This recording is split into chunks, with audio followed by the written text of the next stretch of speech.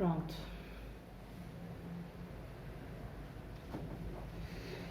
Vamos colocar de pé, vamos orar para iniciar a escola. Agradecer a Deus porque não é uma simples frase, mas é um privilégio estarmos aqui, sinal que nos conservou com vida. E como a gente diz, né, a gente vai completando a carreira, vai caminhando todos os dias, cada vez mais que nós caminhamos para o alvo, a tendência é não nos preocuparmos com o que ficou para trás. Vamos orar.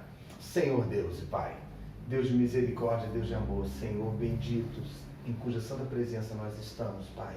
Glorificado é o teu santo nome. Bendito és tu, Pai, que vive e reina para todo sempre. Ó Pai amado, nossos pecados estão diante de ti, Senhor Deus amado, e nós os confessamos, Senhor Deus, porque sabemos da nossa condição, sabemos, Senhor Deus, das nossas fraquezas, sabemos de toda e qualquer luta que passamos nessa terra, Senhor Deus, e é grande a luta, Senhor Deus, que temos acerca de não entristecermos o teu santo nome, Pai. Por isso te pedimos que a tua graça nos envolva, nos concede graça em nome do seu Filho amado Jesus Cristo, para que possamos entender a tua palavra nesta manhã, como tem sido dado todos os domingos, Pai. Muito obrigado por tudo, Senhor Deus. Nós oramos e agradecemos em nome do teu Filho amado, Jesus Cristo. Amém. Amém. Vamos sentar.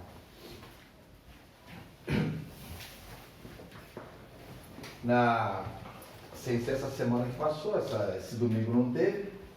O outro nós falamos sobre o caminho de Caim. Vocês podem nem lembrar muito bem o que significa o caminho de Caim, mas todos conhecem biblicamente Caim. E quando nós começamos a falar sobre o caminho de Caim, nós apresentamos Caim como, vamos colocar assim, um instrumento na mão do maligno para que você entenda, olha só, para que nós entendamos qual é a capacidade humana de praticar o mal quando não há contrição nem arrependimento no coração. Como nós estamos falando de arrependimento, nós avaliamos que o que aprendemos até agora foi que arrependimento é uma mudança, não é isso? Vamos fazer um resumo, é uma mudança de atitude. Ou seja, Nádia, aquilo que eu considerava corriqueiro e banal, que não tinha nada a ver, após o Espírito Santo, né, irmã Elizabeth, nos convencer, e convencer quer dizer o quê? Dizer para você, olha, a tua posição é horrível diante do Pai, você não tem como escapar. Existe um julgamento e um juízo. Então, essa condição, quando é apresentada ao homem, o que acontece? Aquilo que ele julgava sem valor ou não tinha nada a ver, já passa a atormentá-lo. Por quê? Porque nós entendemos de que o homem ele não consegue mensurar a consequência do erro. E isso não faz dele inocente, mas ele não consegue, porque é uma situação que tem que ser dada pelo Senhor. O nível do meu resgate é o nível que o Senhor coloca, Alessandro, para o meu entendimento. Ou seja, olha do que você está sendo resgatado. Olha da onde eu estou te tirando, não é isso? E aonde eu estou lhe colocando. Aí entra uma outra questão, estou resumindo. O homem pode rejeitar isso? Pode. O que diz a palavra que nós estudamos? Quando ouvires a voz de Deus, não o quê? Os vossos corações. E essa palavra, há uma capacitação humana do lado da carne de atentarmos para isso. Por exemplo, se eu endureço o meu coração, nós vamos falar sobre isso hoje, interessante. Vamos pegar a deixa do final do estudo de Caim, do caminho dele, e vamos colocar isso. O problema é que quando nós rejeitamos com o endurecimento dos nossos corações, nós colocamos a nossa opinião. Por incrível que pareça, isso é verdade.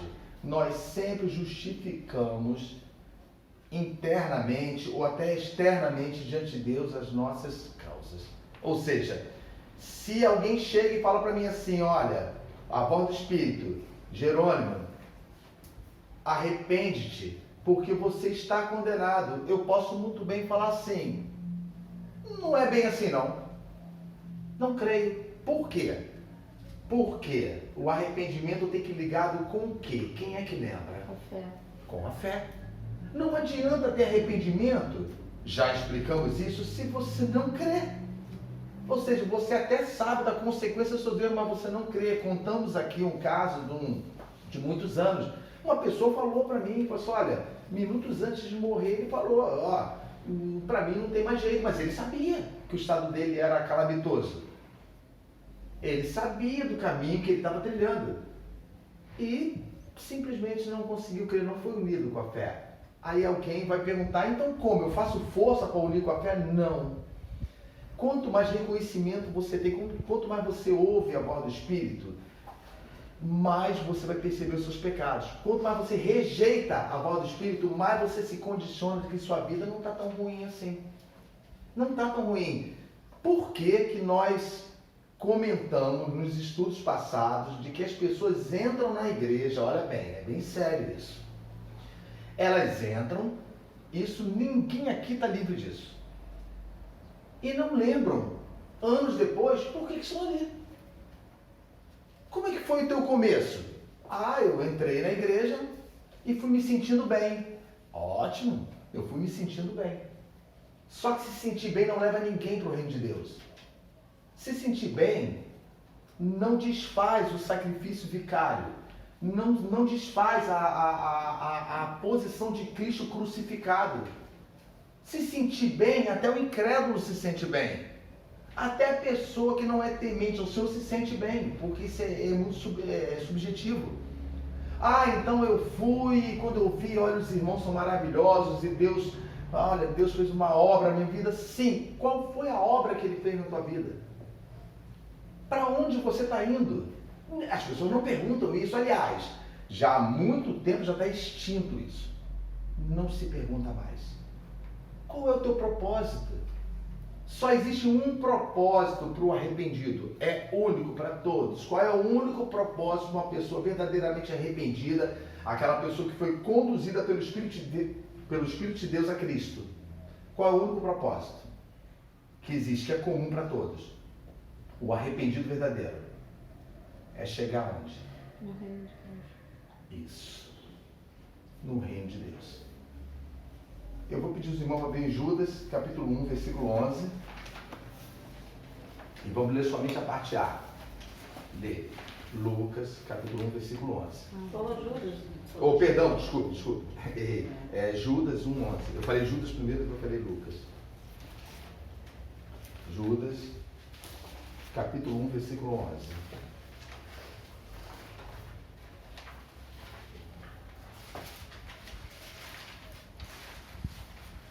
Vamos ler o versículo todo, só que eu vou pedir para repetir só a parte A. Eu tenho dificuldade de... Achar? Não, aqui. Antes de Apocalipse. No final. No finalzinho. Antes de Apocalipse. É o último. Capítulo 1. Judas, capítulo 1. Lembre-se, nós fizemos agora o último comentário de que não se fala mais em arrependimento. Não se fala mais. Antigamente era assim, já não se fala mais em salvação. Mas na verdade nunca se falou em arrependimento. Porque para se falar de arrependimento, qual é a primeira pessoa que vai ser observada aqui nessa manhã? Tem uma pessoa falando sobre arrependimento. Vocês acham que eu estou livre? Eu estou aqui só para falar para vocês, para citar para vocês, fazer como falam aí no mundo, levar dúvida ao coração de vocês? Mas uma dúvida saudável, se você questionar, eu sou o primeiro da fila. Sem arrependimento, ninguém verá o Senhor. Ninguém pode sentir coisa boa, pode estar feliz da vida, só que o nome escrito no livro da vida são de pessoas arrependidas, lavadas e remidas pelo sangue de Cristo. Pode falar, Beth. Uma dúvida assim que eu tenho, não sei se é boa para entender, mas eu vou perguntar. Pode falar. Porque tem uma passagem que eu não livro, não tenho certeza, que diz que quem convence, né, o homem, assim, do pecado, é o Espírito Santo de Deus. E é o que nós quando estudamos. você é convencido, gera um arrependimento. Então teria como eu, natural, assim, sem a interferência, me arrepender? Sim, nós temos arrependimento. Só que, segundo a nossa carne, eles são transitórios. Ou seja, quer ver um arrependimento? Eu sofro a consequência de um ato meu aqui agora. Imediatamente me arrependi, certo? Mas isso comprova de que eu não venha a praticá-lo? Isso garante que eu não venha a praticar aquilo novamente? Não garante. Não garante para ninguém. Pode falar. Você já tem o Espírito Santo, porque eu tenho essa experiência de uma pessoa que há 3 anos estava evangelizando, o Espírito Santo falou comigo, como eu já falei isso para você, mas não é todo mundo que tem o Espírito Santo, não. Na verdade, quando nós falamos de arrependimento, e obra do Espírito, é o seguinte, lembra que ele chega para você e mostra uma coisa que você não sabia, não é inocente, você não percebeu a gravidade da situação? Todo mundo se sente mal com o erro. O problema é que esse se sentir mal não é suficiente para fazer com que você trilhe o caminho de Cristo e não pratique mais. E esse não o pratique mais não significa necessariamente de que você jamais vai praticar aquilo ali. Mas na verdade é esse o significado. A palavra de Deus fala assim, irmãos, filhinhos, se nós pecarmos, temos o que diante do Pai? Não, na verdade a palavra é uma outra. Que Jesus o que Jesus é nosso diante do Pai? Intermediador. Hã? Intermediador. Isso, um advogado, uma pessoa que vai falar assim, olha Pai, na cruz do Calvário, eu morri pela Nádia, eu morri pela Elizabeth, eu morri pelo Miguel. Mas por quê? Porque eles olharam para mim e compungiram os corações. Vocês não lembram dessa palavra no domingo passado? Compungir é a mesma coisa que ser perfurado. É essa atitude assim no grego. Poxa, agora eu estou sentindo o que é. Mas eu vou responder a pergunta da irmã. Quando é que nós percebemos? Quando nós percebemos que foi uma obra do Espírito na nossa vida? Quando acontece uma situação natural. E isso vai comprovar uma coisa que você não sente. Você não tem como sentir uma comprovação, como a irmã Beth falou. Mas você tem como sentir isso antes, que quando você sente, que eu vou falar, é uma comprovação. Renúncia. A renúncia não é assim, eu vou renunciar. Não é, já explicamos isso. A renúncia, ela acontece. Os irmãos lembram da parábola do homem que achou um tesouro numa determinada área? E ele achou o tesouro, a parábola diz que ele ficou contente, botou o tesouro na terra de novo, foi lá e comprou o campo. Olha que coisa interessante. Ele comprou um campo. Não era só ele pegar o tesouro, botar debaixo do braço e sair fora, porque ele achou? Não. Ele falou assim, não é justo. Ele foi, vendeu tudo que tinha, comprou aquele pedaço de terra. E ali estava o tesouro. Entenda bem. Olha o exemplo de renúncia. Ou seja, o tesouro vai continuar ali, mas eu sei que ele existe. Eu tirei tudo da minha vida para adquirir esse tesouro. Eu comprei esse campo. O reino de Deus é isso. Quando você, a obra do Espírito na sua vida, que gera o arrependimento, ou seja, te conduz para Cristo, você recebe perdão dos seus pecados, então não te importa mais. Não importa mais. Você já olha para a sua vida e fala assim, não me importa mais nada, mas não é um descaso com a vida. É simplesmente não influencia mais você. É um caminho tão bom. Olha, quem tem a visão do reino de Deus, não deseja outra coisa no coração. Com toda fraqueza, quanto mais fraco ele se sente, mais vontade ele tem de deixar esse mundo. E quando eu falo deixar esse mundo, é segundo a vontade de Deus. Ele fica assim destituído dessas coisas. Assim, Na verdade, você recebe isso e não percebe. Fica difícil de passar por palavras, mas é prático de você entender pelo Espírito. É como se fosse assim, Beth, tudo aquilo que você viveu de ruim na sua vida não faz mais diferença, isso você entende? É como se o Senhor olhasse para você e falasse assim, Beth, eu vou lhe presentear. Lembra do texto de João, não me lembro muito bem o capítulo, se eu não me engano, deve ser lá para o capítulo 6, 7, nos discursos com os fariseus. Ele fala assim, olha, ninguém vem a mim se o Pai não trouxer. Então, traz a pessoa totalmente destruída, não é isso? Quem é que vai para Cristo, irmãos? Quem é que vai para Cristo assim, poxa vida, já estava tudo bom na minha vida, agora ficou melhor ainda que eu tenho a Cristo? Eu já ouvi essas frases. Olha, minha vida sempre foi uma beleza, agora está melhor ainda. Nunca estávamos debaixo da ira do Senhor, da ira, sabe? E o que acontece é que quando Nádia, passando agora para a irmã Nádia, o que a irmã Beth falou, quando é que eu vou saber? Na verdade você nunca vai saber, mas você vai notar que o seu caminho, lembra, Joyce, do que eu te ensinei, nunca vai parar, Beth, nunca. No pior momento da sua vida você vê, meu Deus, eu não sabia que eu amava Cristo, eu achei que não havia um amor por Ele. Aí diversas situações Ele apresenta a você, continue, que eu estou guardando a tua vida, permaneça, prossegue, sabe? Então essas atitudes são as que acabam comprovando dentro do nosso coração. Já vamos ler o versículo. Só que essa semana, eu comentando aqui dentro de casa um assunto, olha a diferença. Você tem certeza, olha a frase, certeza da salvação, olha só, todo mundo tem, não é isso? Não, todo mundo tem. Se você falar, ninguém, todo mundo pronuncia das igrejas aí, não, graças a Deus, por quê?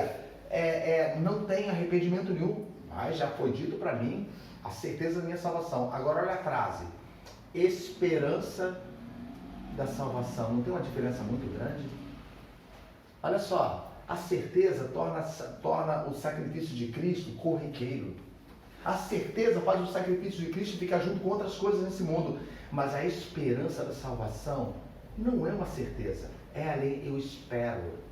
Por isso eu caminho. Se hoje você está a 10 quilômetros de distância, amanhã você está quanto? 11? Não, você está 9. Cada dia que passa, e nesse caminhar, o coração, ele tende a ser assaltado pelas trevas. As trevas vêm e tentam endurecer o coração, e você começa a fazer, sabe o quê? Trilhar um caminho que é parecido com o que Deus lhe propôs, mas na verdade é das trevas. Quer ver? Todo mundo abriu aí? Abriu? Olha só, Judas capítulo 1, versículo 11. Alessandro, lê para mim, por favor. Nós já lemos no outro estudo. Ai deles, pois seguiram pelo caminho de Caim. Pode continuar. E por causa de lucro, se lançaram ao erro de Balaão e foram destruídos na rebelião de Coré. Isso, o começo. Eles se lançaram, o quê? Só o comecinho, a parte A. Entraram pelo caminho. Seguiram pelo caminho Isso. de Caim. Qual foi o caminho de Caim? Alguém pode falar? Ninguém vai falar errado, sabe por quê? Porque na verdade o caminho de Caim é aquilo que eu observo. Qual foi o caminho de Caim? Qual foi o caminho Ele que... preferiu praticar a ira dele do que dar ouvidos ao que o Senhor tinha proposto para ele, de dominar essa ira e não praticar Isso, então teve uma escolha de caminho. Só que ela começou, sabe com o quê? Com uma situação chamada insatisfação. Lembra, Beth, que você acabou de falar aí agora. Como é que eu vou, será que eu sinto isso? Eu vou sentir o quê? Você não vai sentir uma certeza, olha, mas você vai sentir os detalhes. Não haverá mais insatisfação na sua vida. Por quê? Porque você não tem mais motivo de ficar com insatisfação.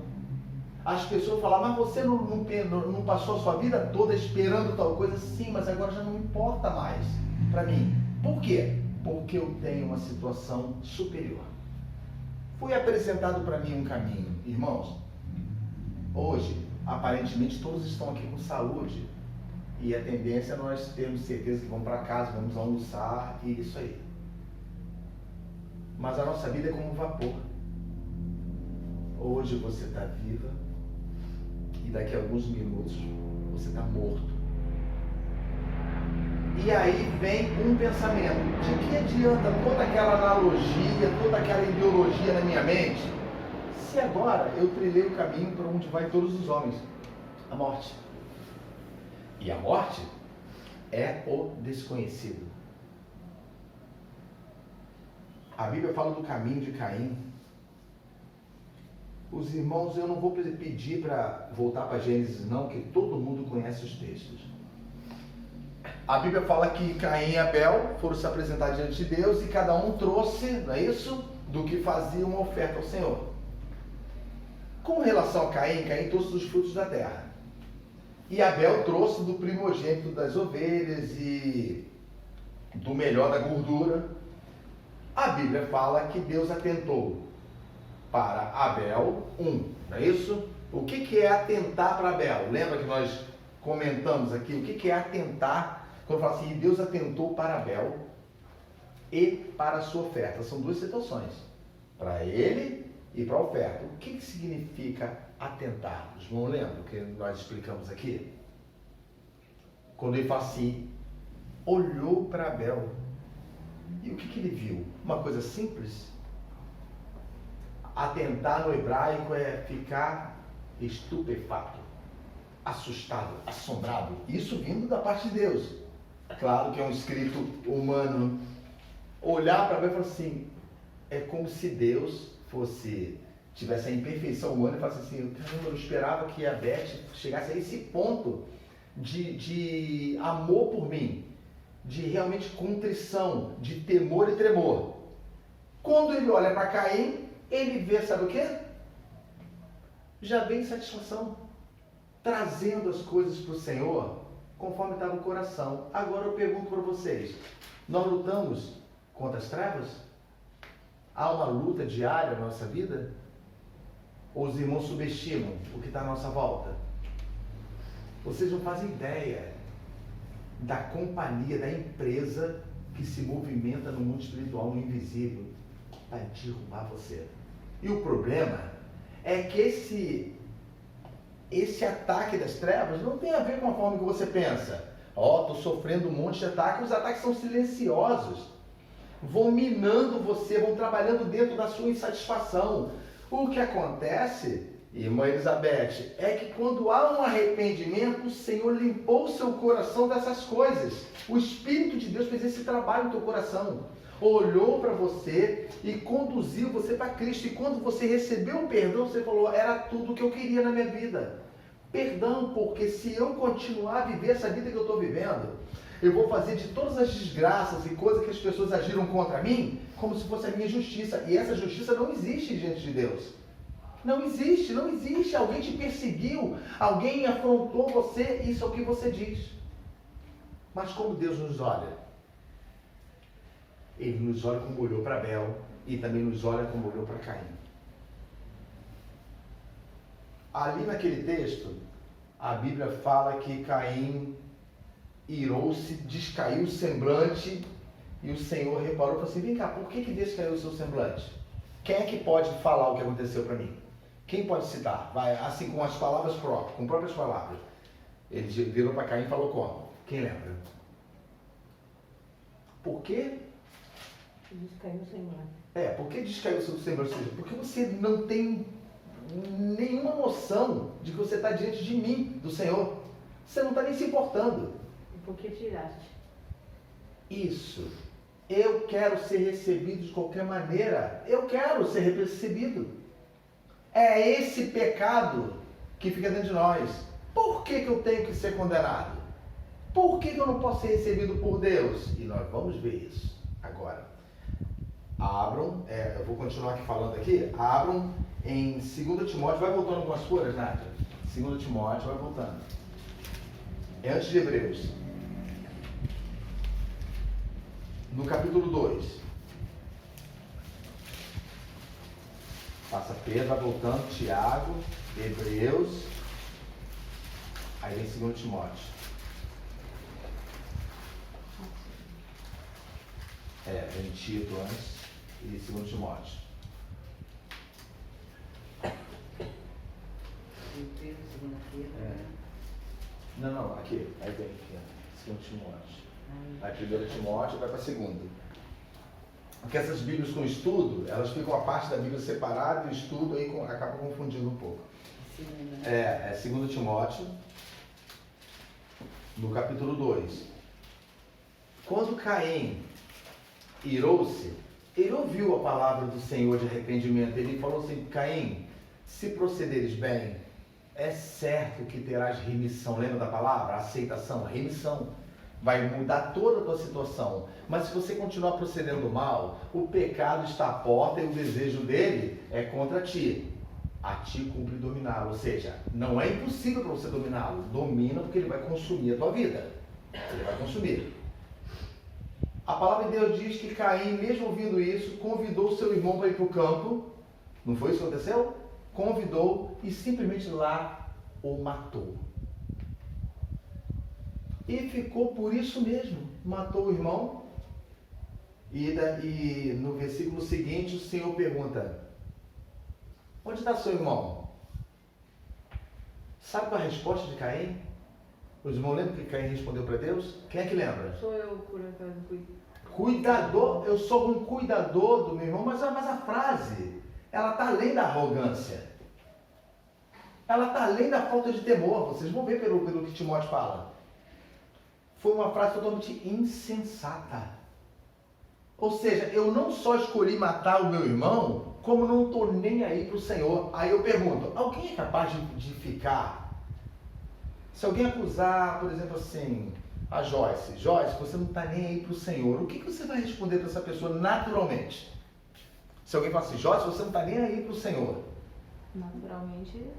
Você falaria isso? Não. Não, você ia se defender e falar o quê? Não é isso? Que isso? Você está doido que eu não estou nem aí para o Senhor? Só que quem encontra isso não é quem está acusando e nem é quem está se defendendo. Quem é que encontra isso no nosso coração? O Senhor. Esse é o problema. Está cheio de partes na Bíblia que fala assim, vocês me desprezam. E ainda perguntam, em que nós desprezamos? O Senhor, porque Ele acha o desprezo no nosso coração. Por isso, Beth, é que o arrependimento é uma obra totalmente do Espírito na emoção do homem, convencendo ele, mostrando para ele coisas que ele não sabia que estava dentro dele. Ou seja, quando eu sou convencido pelo Espírito do juízo, do pecado, eu simplesmente reconheço, eu não sou inocente, eu realmente pratico o mal. Quando Caim fala assim, sou eu guardador do meu irmão, a arrogância dele é uma coisa maligna. Quantas vezes nós estamos em discussão com o nosso irmão e nós não queremos mudar, não. Porque nós achamos que é uma pessoa natural como eu que vai me consertar, mas a Bíblia fala que você deve ganhar o seu irmão. A Bíblia fala assim, aquele que está de pé, cuide do irmão para que ele se levante em você, para que você não caia. Mas nós temos ira dentro de nós e nós começamos a agir com a arrogância de Caim. Não, mas não é assim não. Deus sabe o meu coração. Olha, essa frase é tão maligna. Quando a pessoa fala assim, porque Deus conhece o meu coração, sim, Ele conhece o teu coração e sabe tudo quanto é coisa ruim que tem, porque a Bíblia fala que do coração procede o quê? As paixões, não é isso, Sandro? Os pecados, os desejos impuros, tudo. A boca pronuncia o que o coração está cheio. Aquilo que está no nosso coração nós não vamos conseguir, vai sair pela nossa boca. Abriram aí em 2 Timóteo? Lê para mim, irmã Elizabeth, o capítulo 2, o versículo 25. Achou aí, Leonardo? Então, agora, olha só. Lê. Quando eu pedir para parar, você dá uma pausa assim para a gente comentar. Instruindo com mansidão os que resistem, a ver se, porventura, Deus lhe dará arrependimento para conhecerem a verdade. Para. Vou ler na minha. Instruindo com mansidão os que resistem. Guardem essa palavra. Resistem. Olha que coisa perigosa, mas eu não vejo. Infelizmente eu não vejo um guia das ovelhas sentando com elas explicando isso. Não resistais ao Senhor. Não resistam ao Senhor. Instruindo com mansidão os que resistem, a ver se, porventura, Deus o quê? Continua, Beth. Lhes dará arrependimento para conhecerem a verdade. Então anotou, irmã Nádia, que o arrependimento é concedido por Deus? Não adianta você passar, não, eu quero me arrepender. Primeira coisa ele vai fazer, o seu caminho de Caim ou é o de Abel? Você está irada? Você está irado, Jerônimo? Caiu o seu semblante? Proceda bem comigo. Ou seja, reconheça que você está nesse estado e você vai receber remissão. Aí ele diz aqui, olha, resistir. Os irmãos sabem o que significa essa palavra? Não é somente o significado no português, não. Pelo contexto aí, os que resistem. Alguém pode dizer? Você sabe o que diz na palavra de Deus? É uma oposição à verdade, mas não é somente uma oposição, não. Tem uma segunda, com retaliação, sabe disso? Agora analisam isso que vocês ouviram. Oposição à verdade. Eu me oponho à verdade, mas não é só me opor. Eu contra-ataco. Eu contra-ataco a verdade. Foi o que Caim fez. Eu não só pratiquei o mal, como vou arrumar um jeito de me conduzir de uma justiça que não seja de Deus. E eles, quando falam assim, olha, quando Paulo escreveu para Timóteo estava dirigindo uma igreja que as pessoas não gostavam da idade de Timóteo era novo. Era mais ou menos assim, dizer, a idade da Joyce. Era muito novo ele. E Paulo falou assim, olha, não permita que ninguém despreze a tua mocidade, a parte da sua juventude.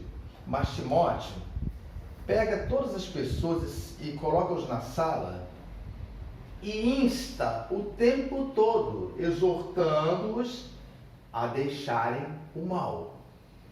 Insta em tempo e fora de tempo. Quando a palavra de Deus fala fora de tempo, ou seja, é naquele momento que você não esperava e você falou também. E você falou. Porque virão os dias em que eles não suportarão ouvir tais coisas. Olha bem, ele não falou virá o dia em que vão se arrepender e vão se humilhar. Paulo estava filtrando a igreja. Timóteo, se essas pessoas continuarem dentro da igreja, vão inflamar outras pessoas. Por quê? Porque maldade, já reparou que isso pega? Gente, você vive com tanta insatisfação, daqui a pouco uma outra pessoa está agindo igual a você do teu lado. E está achando que aquilo ali é justo, é justiça. E essa palavra que nós lemos aqui, a parte A, fala assim, instruindo com mansidão os que resistem, a ver se porventura Deus lhes dará arrependimento para conhecer a verdade. Sabe o que fala com mansidão? Tem gente que pega e diz, pessoal, tá vendo? A pessoa tem que ser mansa para ensinar. Não. É cirúrgico. A situação é tão... O abismo está aqui, e essas pessoas estão tão no abismo, que quando fala assim, instruindo com mansidão, com cuidado, assim, olha, preste atenção, o Senhor pode mudar a tua situação, bem calmamente, devido ao perigo que a pessoa está. E ela contra-ataca, ela fala assim, não tem nada a ver não, eu tenho minha vida com Deus. Quem já ouviu frases assim, ó, eu tenho minha vida com Deus, você não conhece nada da minha vida. Essas frases, vindo de mim, de você, de nós, são totalmente equivocadas e pecaminosas. É querer se justificar diante de Deus, achar que com muito falar o Senhor vai olhar para você e vai te ver daquele jeito. Não vai. Já repararam que se é a bondade de Deus, diz Romanos lá no capítulo 2, que nos conduz ao arrependimento, olha só, se é a bondade dele, como é que vai ficar a nossa vida após receber esse perdão dos pecados?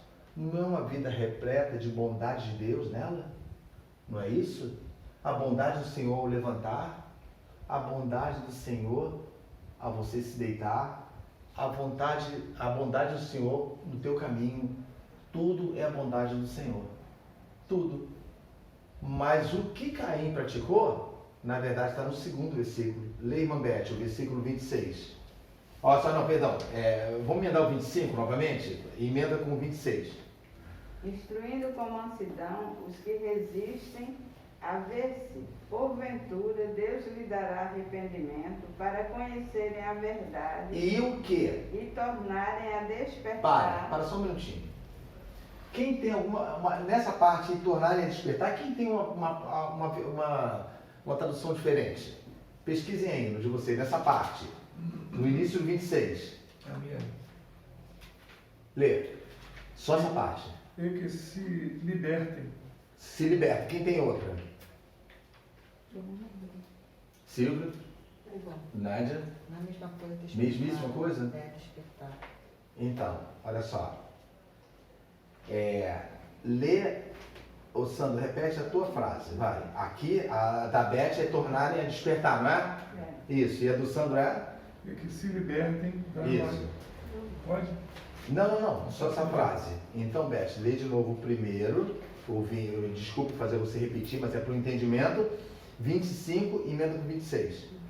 Instruindo com mansidão os que resistem, a ver se, porventura, Deus lhe dará arrependimento para conhecerem a verdade e tornarem a despertar, desprendendo-se dos laços do diabo, em cuja vontade estão presos.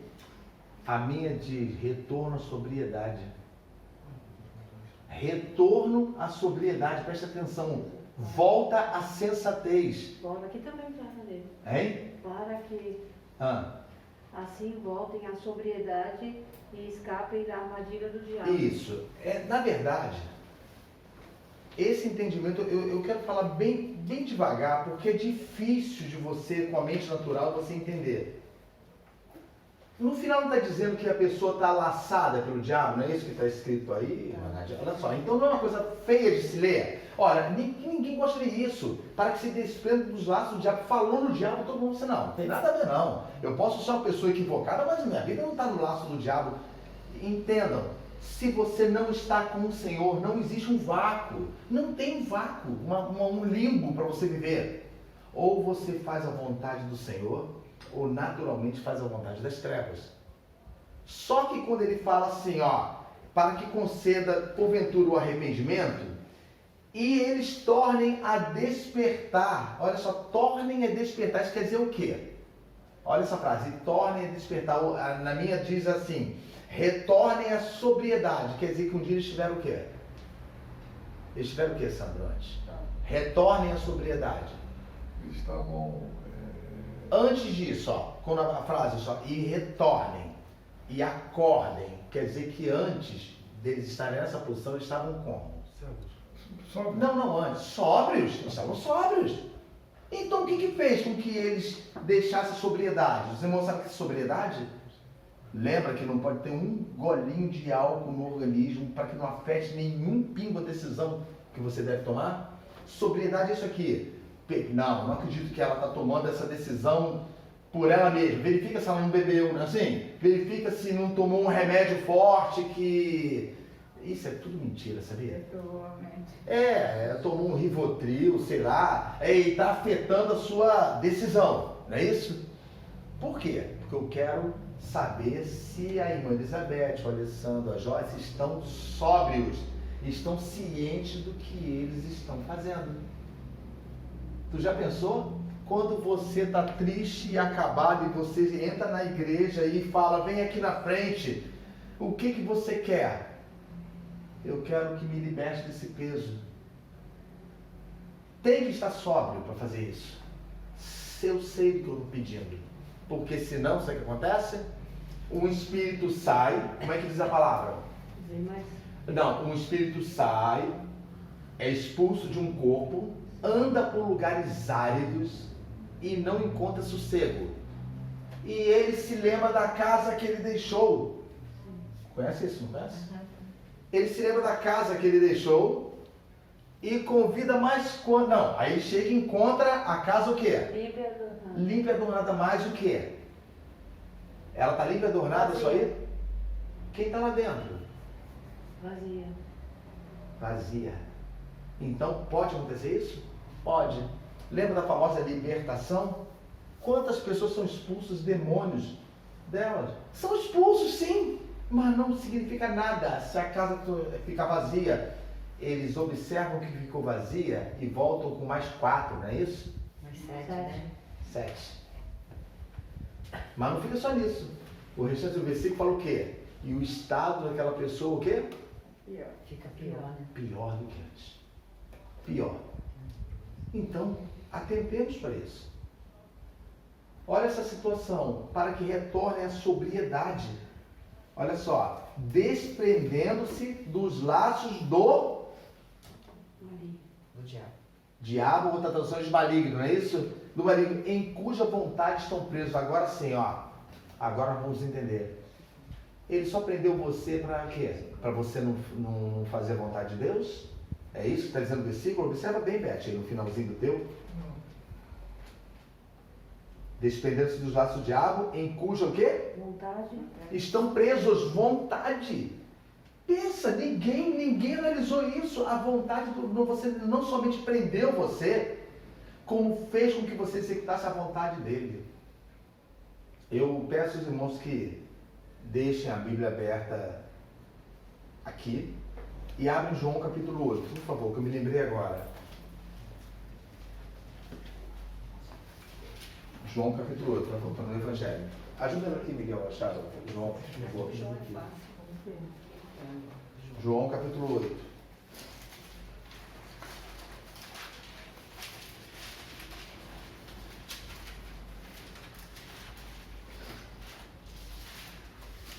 João. Vamos lá.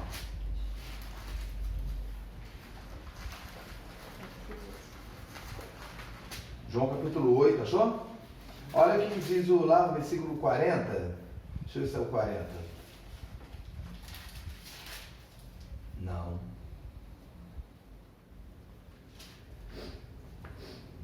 Aqui, não. Vamos ler o 39 primeiro. Lê o Silvio, o versículo 39. Responderam e disseram-lhe: Nosso pai é Abraão. Jesus disse-lhes: Se fosseis filhos de Abraão, faríeis as obras de Abraão. Ó, de quem eles falaram que eles eram filhos? Abraão. Lembra dos laços do diabo, que nós lemos agora há pouco? Presos para fazer a vontade dele, não é somente presos para não fazer a vontade de Deus. Não só não vai fazer a vontade de Deus, como vai fazer a vontade minha, que te prendi. Mas lembre-se, para saber que se está preso no diabo, precisa retornar o quê? Sem olhar o versículo. A sobriedade. Não tem como se sair dos laços dele se você não retornar à sobriedade. Então, muita coisa que nós praticamos, que achamos que é justa diante de Deus, na verdade é do maligno. Tipo, as reclamações, a forma de agir, porque Deus conhece o meu coração, retaliação, ou seja, eu resisto, eu rejeito não, eu resisto, ou seja, eu faço uma retaliação. É como falar assim, Nádia, Deus te abençoe, e você se considerar uma afronta, Nádia fala assim, Deus abençoe você também, como se fosse um xingamento. Você lembra do irmão Lázaro que falava isso na música? É mais ou menos isso. Eu vou retaliar, não importa o que seja, eu não só vou resistir, como vou retaliar. Aí ele está dizendo, ó, nosso pai é Abraão. Se você tivesse um pai Abraão, não é isso? Farias a obra que Abraão fez. Vai, pula para o 44. Lê Beth para mim, por favor. Vós tendes por pai ao diabo. Para. Ai de mim se eu pronunciar isso aqui dentro. Ai de mim se eu pronunciar na porta de uma igreja, o pai de vocês é o diabo. Não. Sabe o que é? Você, quem é você para falar isso com a gente? Olha bem, o fruto comprova quem? O fruto. A árvore, não é isso? Então você vai saber que tem uma mangueira quando você vê manga no chão, não precisa nem olhar para o alto. Mangueira, essa árvore aqui, olha os frutos que estão aqui no pé da árvore.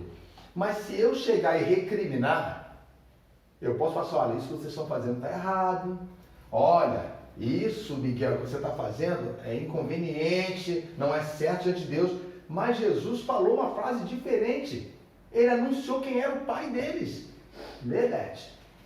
Vós tendes por pai ao diabo, e quereis satisfazer os desejos de vosso pai. Lembra do que está escrito em Timóteo? Comprovar agora? Não é somente ter como pai o diabo e quereis o quê? Satisfazer. Então, na verdade, o diabo está obrigando. Tá assim, ó, faça o que eu estou mandando, não. A primeira coisa que ele fez não foi laçar você? Quando laça você, a sua sobriedade foi embora, não foi? Você acha que o que é trevas é luz. Olha o perigo da pessoa que literalmente resiste à bondade de Deus para o arrependimento. Ele acha que as trevas são luz. Então diz, olha, vós tendes por pai ao diabo, quereis satisfazer os desejos do vosso pai. Fala como é que ele foi, Beth. Lê, como é que é esse pai? Ele foi homicida desde o princípio e não se firmou na verdade, porque não há verdade nele. Quando ele profere mentira, fala do que lhe é próprio, porque é mentiroso e pai da mentira. Olha bem, eu explico. Retornar à sobriedade é ter ciência. Estou laçado pelo diabo. Não, eu preciso me desvencilhar disso. Por quê? Lembra que o Espírito vem e mostra para você que aquilo que você acha que é uma coisa corriqueira na sua vida é maligno e te transporta diretamente para a condenação? Isso é retornar à sobriedade. Outrora você tinha, sabe? Mas ela foi momentânea. E a partir do momento que você perde essa sobriedade, essa certeza de... Tem uma palavra boa, a certeza do que você está vendo. tem uma outra palavra que é bíblica, o tempo todo é falada, é percepção. Percepção é a palavra máxima bíblica, ou seja, eu percebo, eu sei o que eu estou vendo, eu sei discernir. Então entenda bem, o próprio Jesus, o que Paulo fez foi pegar o ensinamento de Cristo e passar para Timóteo. Falar, Timóteo, para que se desprendam dos laços do diabo em que estão presos para fazer o quê? A sua vontade. E qual é a vontade do diabo? Segundo as características dele como pai, que vocês leram aí. Ele foi o quê? Homicida. Homicida. Então o desejo dele é que você pratique o quê? Literalmente o homicídio. E já estudamos isso aqui. Quem não ama o seu irmão é assassino, a Bíblia fala. Justamente por causa desse laço. Tem muito assassino. Como é que é? Pode falar. Por exemplo, tem muito assassino, porque o que tem de irmão que fala que Mas quando fala assassino, homicida, é o seguinte, se você não sente amor pelo seu irmão, você sente ódio, a Bíblia fala. Por isso, irmãos, é que no meio que se diz de pessoas lavadas e remidas, você começa a sentir uma ternura e um amor, e isso procede dos irmãos à nossa volta, sabe? Mas já reparou que quando um enganado pelo diabo começa a penetrar, ele satisfaz a vontade do diabo. E essa vontade do diabo é destruir o que é do Senhor ali. É destruir tudo. É a má conversação. Quem é que já ouviu falar dessa palavra bíblica? Más conversações.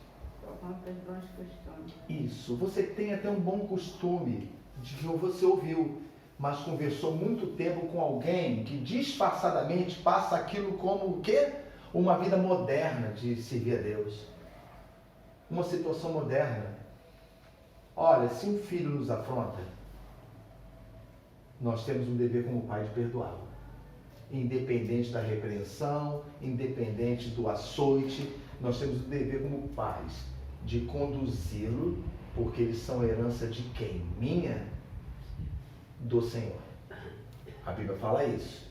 Então, se um filho se torna rebelde, por mais que o repreenda, a minha vida deve ser uma vida seguinte: lutarei o tempo todo para que ele saia das garras do diabo, em que está preso e não consegue entender. Quais são as reclamações dos filhos?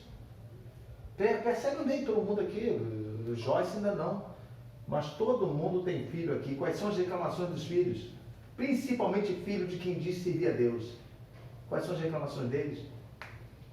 Podem falar, tenho certeza que vocês sabem. Até quem não tem filho sabe. Quais são as reclamações que pai ouve de filho?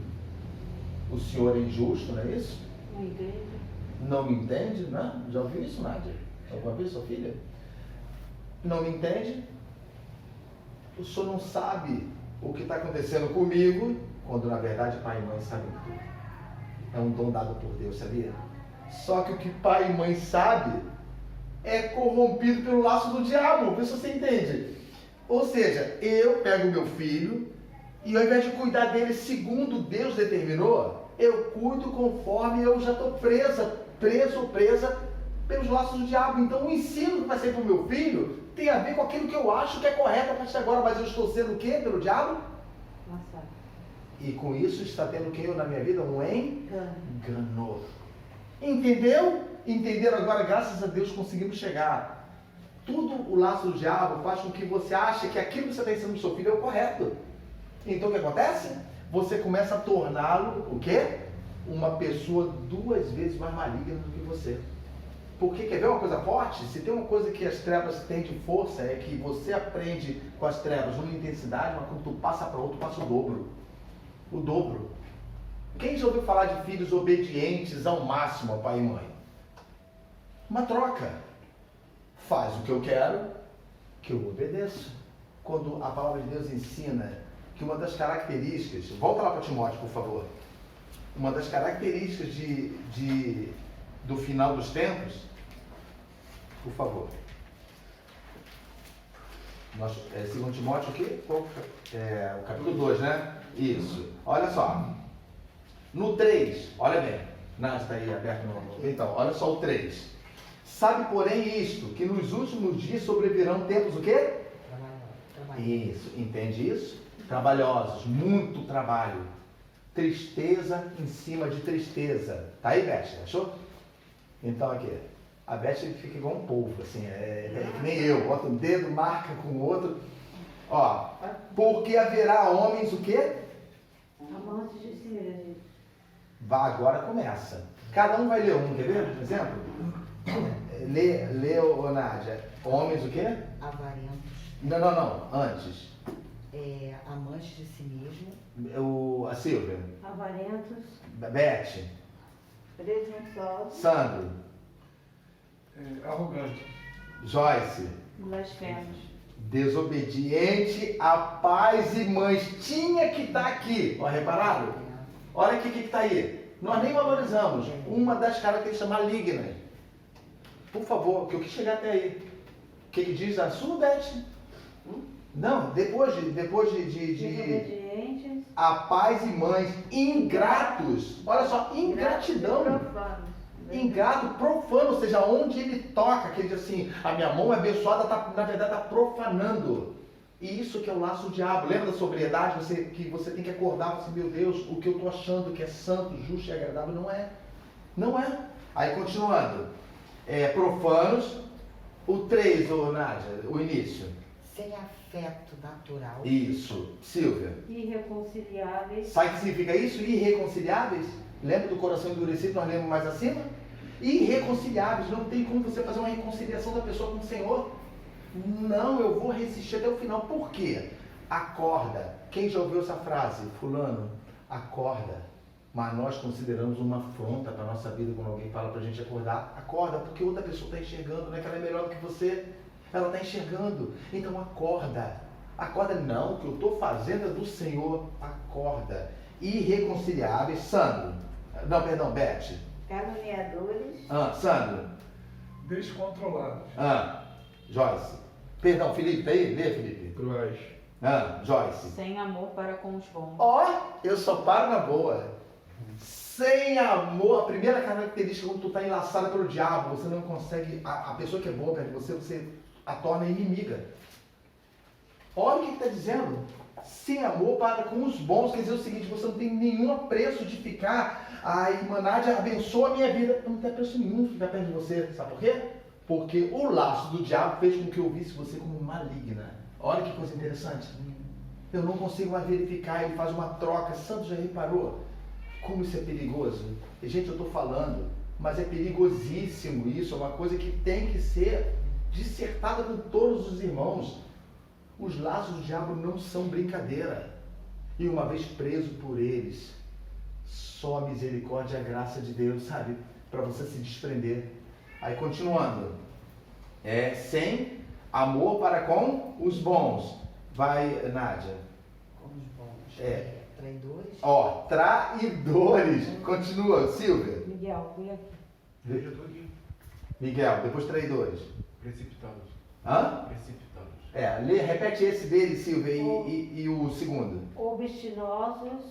Obstinados, orgulhosos, mais amigos dos deleites do que amigos de Deus. Beth, tendo aparência de piedade, mas negando a eficácia dela. para. E essa frase resumiu tudo. Tendo o quê? O que estava dizendo? Mas tendo uma aparência de quê? De coisa boa, não é isso? De piedade, mas o quê? Negando a eficácia. O que significa isso, negando a eficácia? Olha só, tendo aparência de piedade, mas negando a eficácia. Ou seja, eu até tenho a aparência de que tudo que eu estou fazendo é luz, mas na verdade não há nenhuma procedência em termos de uma obra. Ou seja, não há nenhuma ação que comprove isso. Aí finaliza. Destes afasta-te. Bem alto, Beth, repete. Destes afasta-te. É imperativo isso, Joyce? É uma coisa, é uma ordem isso aí? Ou ele está dizendo, olha, se vocês puderem, vocês se afastam deles? Não, é imperativo. É imperativo. Afasta-se deles. Por quê?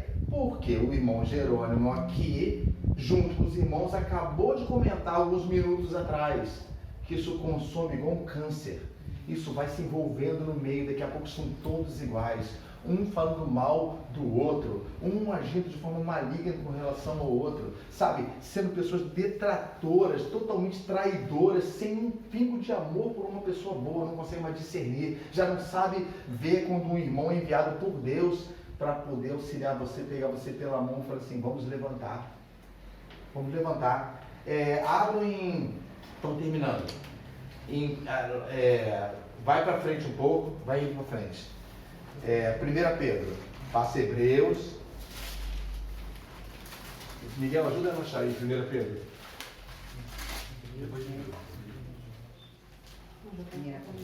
Ó. Vocês não têm ideia do que a sobriedade é capaz de fazer de bom com a minha vida e com a sua. Quando você está sóbrio, e essa sobriedade vem de Deus, ou seja, Ele revela para você e fala assim, olha o que você está vivendo. 1 Pedro, capítulo 1. Deixa eu ver aqui.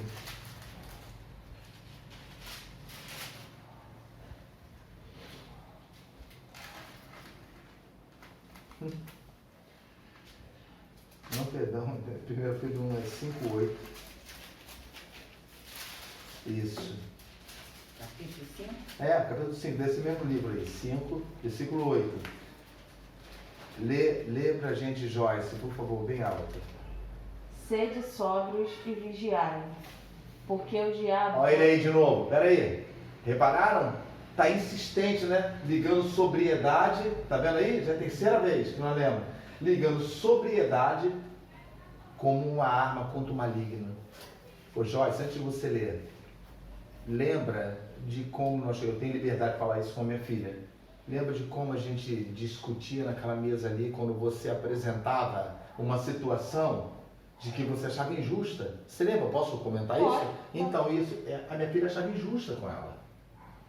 E o tempo todo, o que eu fiz? Eu passei a mão na sua cabeça, o que teu pai fez com você? O tempo todo, ao ponto das suas lágrimas descerem. O Senhor chegava às vezes até a gritar comigo para frisar o tempo inteiro, mesmo eu discutindo com o Senhor. Ok, uma coisa horrível do pai fazer, né?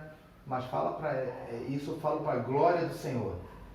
Fala para os irmãos aqui o que aconteceu com você depois, quando seus olhos se abriram com relação a essa atitude minha. Eu vi literalmente que eu estava completamente enganada. Enganada? É uma coisa terrível, Nádia. É uma situação que você olha assim e você fala assim, não. Quer ver? Eu vou citar aqui a irmã Nádia como exemplo. Ela tem uma filha. Sua filha tem idade? 30. Agora tem. Então, isso. Ela vai fazer, você vai ficar mais velha, a sua filha vai crescer, mas na verdade existe um dom dado por Deus, eu creio firmemente nisso, aos pais. Sim. Sabe? Eu creio firmemente nisso.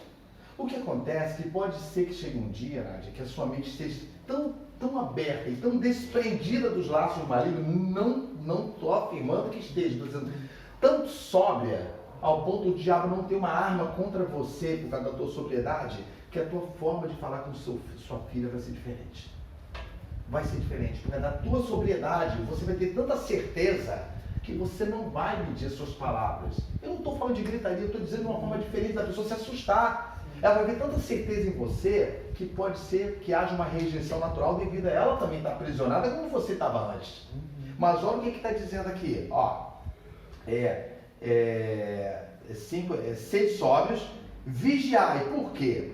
O diabo, vosso adversário, anda em derredor, bramando como leão, buscando a quem o quê? Posso tragar. O 9, Beth, lê. Ao qual resistir firmes na fé, sabendo que as mesmas aflições se cumprem entre os vossos irmãos no mundo. Estamos sozinhos nisso? Não, está lotado de gente temente a Deus, sabia? Está cheio de gente temente. Está cheio de pessoas. Parece que tem uma corrupção que a gente não vê, não vê mais fidelidade. Alguém que possa se levantar para me orientar. Existe sim. Está aqui, da mesma aflição, Beth, passam os seus irmãos pelo mundo, sabe? Que escolhem trilhar um caminho com o Senhor. O pecado ele é sempre passageiro. O prazer do pecado é uma coisa imediata, momentânea, e assim que acontece, simplesmente nós temos, seja qual for o tipo de pecado, nojo. Mas na hora da prática esquecemos do Senhor. Quer ver um exemplo? Davi tinha um filho chamado Aminon. E Aminon se apaixonou pela irmã. Olha que coisa terrível. Claro que era uma irmã de outra esposa, mas metade do sangue está ali, do pai. E Aminon falou assim, o primo dele foi visitar ele e falou assim, o que está acontecendo contigo, cara? Você está emagrecendo todo dia. Aí ele, olha, eu estou apaixonado pela minha irmã. Olha que coisa maligna. Eu estou apaixonado pela minha irmã. Jonadab, que era o primo dele, falou assim, eu tenho um plano. Finge que você está doente e o rei vai vir te visitar. E quando o rei vier te visitar, você diz que você está doente e gostaria muito que a sua irmã lhe servisse uma comida. Olha o plano. E ele executou esse plano. E o rei falou assim, mas por que você quer a sua irmã? Não, porque a minha irmã vai cuidar de mim e vai me servir comida. Tudo bem, mandou Tamar, que era o nome da irmã, ir até ele para servir. A irmã foi lá, era costume de Israel cuidar do irmão, e quando ela levou a comida para ele à mesa, ele falou assim, eu não quero não. Aí ele mandou todo mundo sair da sala e falou assim, me serve no meu quarto. Isso é bíblico. Me serve no quarto. Está lá no segundo livro de Samuel. E quando ele entrou, que ela fez um bolo e foi servir a ele, a Bíblia fala que ele agarrou ela. Fala abertamente, agarrou. E falou assim, vem, deita comigo. Falou assim, meu irmão, olha bem, sobriedade com o laço do diabo. Meu irmão, não faz isso não. Não faz isso não, por favor. Não faça essa loucura. Não é assim que procedemos em Israel. Porque falava da lei. Não vai. Se você me pedir ao rei, quem sabe ele me dê até em casamento para você, mas não me force. Não, antes vou te forçar. E a Bíblia fala que deitou com ela. A Bíblia fala que imediatamente, assim que ele deitou, a primeira coisa que ele sentiu com ela foi nojo. Olha só, nojo. Recordem-se, para que se desprendam dos laços do diabo, em que estão presos para fazer o quê dele? Sua vontade. A sua vontade. Sabe como as trevas falam? Eu vou finalizar aqui. As trevas agem na vida de uma pessoa e ainda existe um prazer de fazer assim depois. Aqui, olha, eu sou as trevas. Eu me afasto e falo, problema teu. Eu só te sugestionei. Você praticou o que você já estava no teu coração. A Bíblia fala que ela pediu, não me lança fora, não. Olha a maldade. Não, lança fora. Mandou que ele joga para a rua. Joga para a rua. Tu sabe o que essa atitude fez? Ela tinha um irmão chamado Absalão. Que ele aguardou 2 anos para matar o irmão. Para matar o irmão, sabe? Então, por que a Bíblia está falando aqui? Olha, sede sóbrios, vigiai o tempo todo, porque o diabo, vosso adversário, anda em derredor, ou seja, tu está assim, ele está assim, ao contrário. Anda em derredor, bramando como leão, buscando a quem possa tragar. Se ele brama como leão, rugido, e busca a quem possa tragar, quem ele está buscando tem um título. Qual o título que é dado a essa pessoa? Com relação ao leão bramando e querendo pegar. Ela é uma... Presa. Presa. Presar. Predador, ou seja, vou pegar, não importa, vou pegar esse aqui, vou fazer dele. O meu servo obediente. Ele vai obedecer tudo que eu te falar, mas só que eu farei parecer para ele que o que ele está fazendo é correto. Os irmãos entenderam? Entenderam? Como é complicado para um homem natural entender isso, mas como é divino quando o Espírito revela. Revela para que se desprendam dos laços do diabo em que se fizeram presa, não é isso? Para satisfazer a sua vontade. Eu quero só perguntar uma última coisa. Os irmãos lembram que na aula passada nós falamos em Mateus 12, versículo 36, toda palavra ociosa ou frívola, vocês vão dar conta dela no dia do juízo? Sim. Está no capítulo 12. Essa palavra frívola é toda palavra que você sabe que é mentirosa, maligna, mas que você tome em sua defesa. Você toma em sua defesa.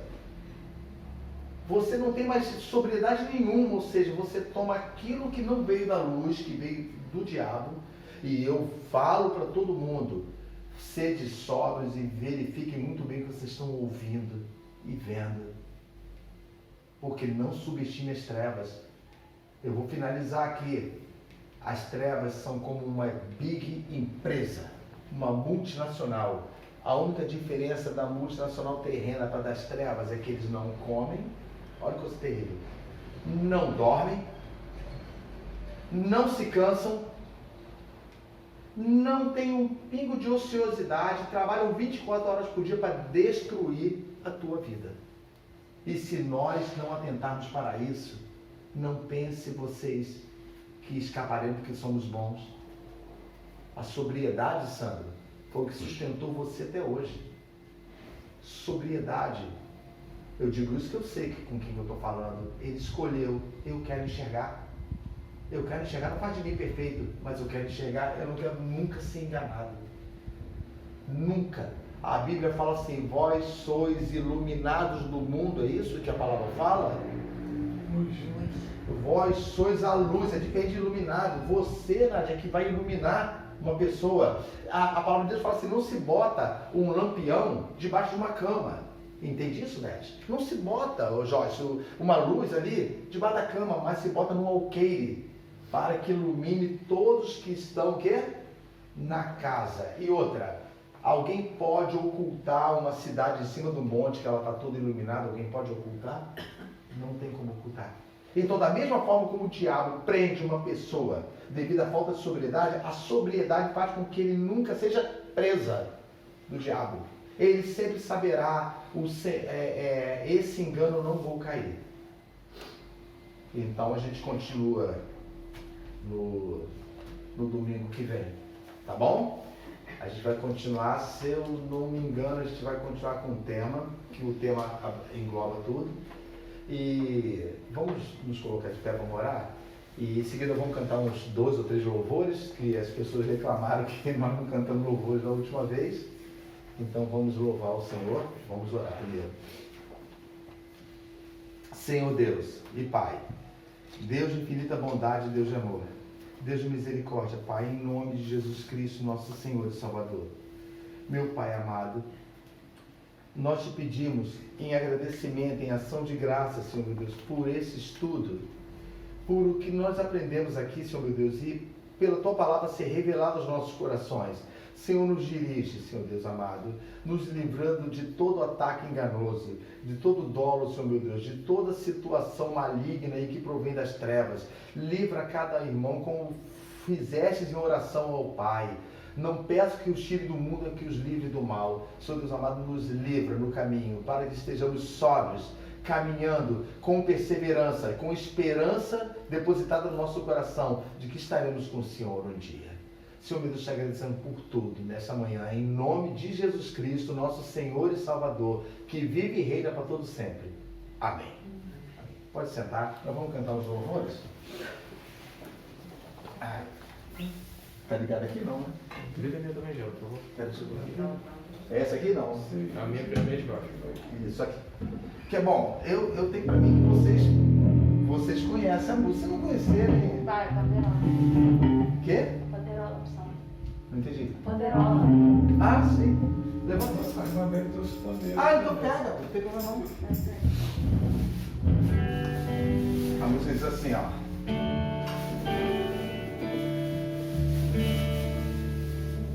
Sinto muito por você, porque sei que está sofrendo, que perdeu as esperanças e pouco a pouco está morrendo. Levanta a cabeça, se anima também. alegria. Deus não sente alegria com o sofrimento de ninguém. Levanta a cabeça, levanta a cabeça, se anima também. Deus não sente alegria com sofrimento. Deus não sente alegria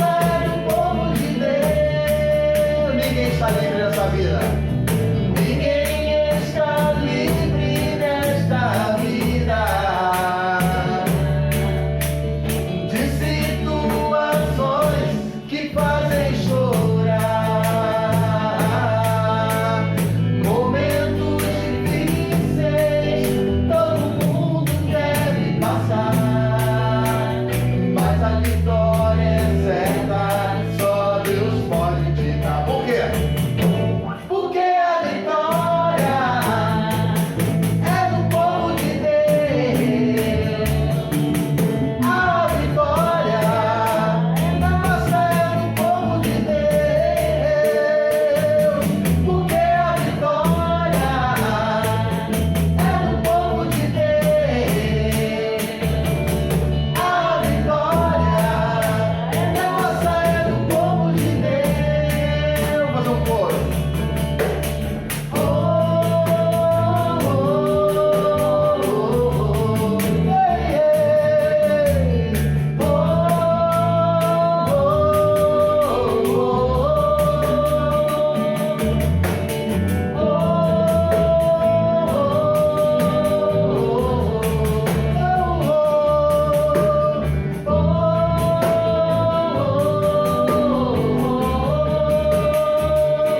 Porque a vitória é do povo de Deus.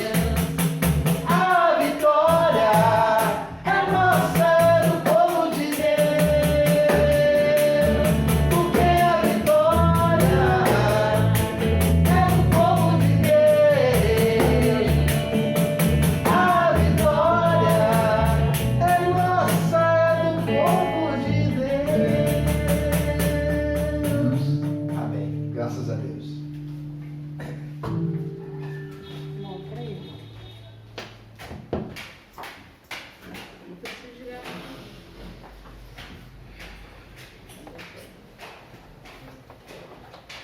Foi os dois?